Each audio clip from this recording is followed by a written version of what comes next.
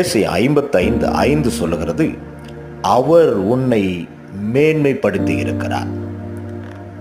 தாழ்மையில கிடந்த தாவீதை கர்த்தர் நினைத்து அவனை சிறு வயதிலேயே ராஜாவாய் அபிஷேகம் பண்ணி சமஸ்த இஸ்ரவேலுக்கும் அதிபதியாய் ஆக்கி மகிழ்ந்த தேவன் இன்றைக்கு நம்மை பார்த்து ஒரு வாக்குத்தத்தத்தை கொடுக்கிறார். நம்மை மேன்மைப்படுத்தி இருக்கிறார்.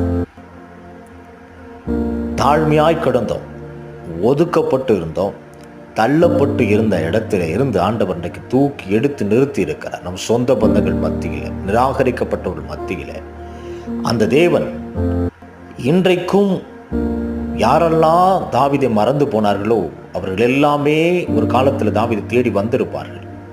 அப்படி செய்கிறவர் தான் நம்முடைய ஆண்டவர்.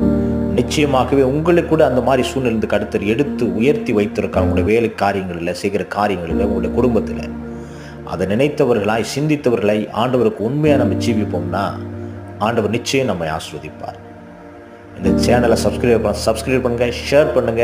உங்களையும் உங்கள் குடும்பத்தை கர்த்தர் ஆசீர்வதிப்பார்.